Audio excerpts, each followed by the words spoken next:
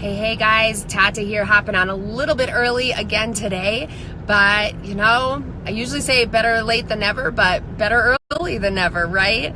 I'm glad to have some time with you. I'm just going to give it a couple seconds here for you rock stars to hop on, and then we're going to talk about positive food vibes. That's a hard thing to say, food vibes. Not really sure why my mouth doesn't want to move that way. Welcome guys. Excited to have this time with you. I don't know how I look to you, but I feel like I look like I don't know what I look like, but this new phone and this lighting is really starting to make me wonder there. Oh well, I don't care. It's really the message I want you to get anyway, right? That's what I want. Welcome guys. Thanks for hopping on. So I want to share a little experiment that was done by Dr. Emoto a number of years ago, and it's talking about food.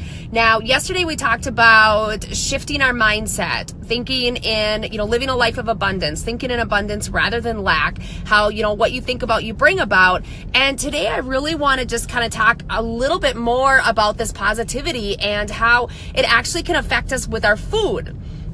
So Dr. Emoto, over the course of 3 months, he took cooked jasmine, he put it in 3 different jars. He had 3 different jars, and over these 30 days, he took the one jar and he complimented it. He told it thank you every single day. He whispered his sweet nothings to it. He showed it gratitude every single day. The second jar, he actually called it stupid every day. He very much tore it down, called it names, filled it with a lot of negativity. And the third jar, guys, he ignored it, completely ignored it, didn't say anything, had nothing to do with it. Over the course of these 30 days, this is what he did. At the end of those 30 days, that cooked jasmine in those jars, jar 1, which he gave the attitude of gratitude, was completely white. It was beautiful. It was pristine.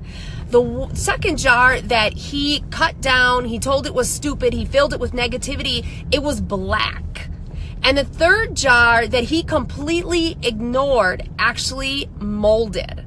So I just want you guys to understand that negativity, I've done different exercises at some speaking engagements that I've done that has showed the impact of negativity and positivity on us as humans, but our negativity and positivity even affects our food. It even has an impact on our food that we eat. So when you sit down and you have a bite to eat, guys, if the first thing that you're going to do when you sit down to eat is look at it and cut it down and fill it full of, negativity, then that's not a meal you should be eating. Right? It's not a meal that is actually going to be a meal that is going to be good for you, because why would it be if you're going to cut it down, right? And if it's a meal that you struggle with because you maybe don't care for it, like yams, but I'm going to give it a try, and this sun is driving me bonkers, but I love the sun, take that back. I have 30 seconds to take that back. Yams, I'm going to give it a try, same as I've done with squash and everything else. If you actually think positively about it and love it up, you might be surprised at how much you actually truly love it, right? So what you think about, you bring about. I don't know if I'm making a lot of sense. I feel like I'm kind of like getting off of where I wanted to talk about, but I really just wanted to express to you guys that your negative thoughts, your positive thoughts, they affect your food. They affect how your food treats you, affects you. I mean, when you are saying, oh, I hate this yam, this is ridiculous, it's so gross, this is so stupid, it's just dumb. When you're treating it that way, imagine what that yam is doing to you, right? Imagine what it's doing to you. But if you're like, man, this yam is amazing, I love it, I'm so grateful for this yam, I think it's outstanding. Now, I'm back. Now imagine what it's doing for you if you actually are speaking of it in terms of endearment and happiness and loving it. The difference is there, right? So think about that. Again, it's another concept of what you think about, you bring about, but it actually takes it to the next level of thinking about your food and how you treat your food, right?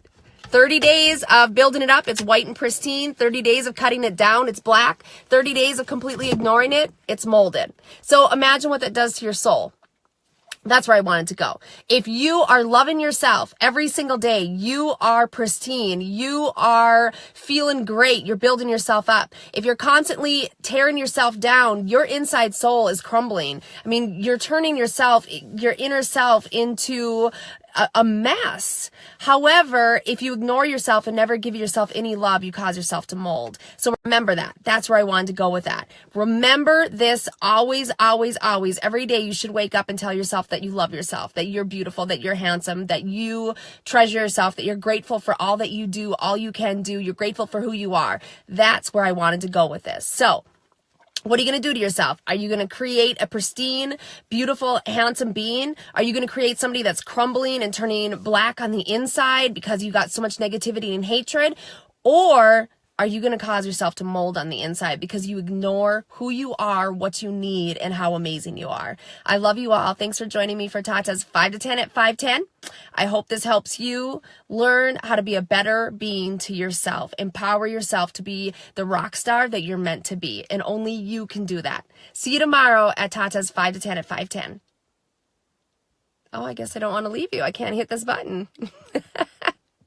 I still can't hit the button.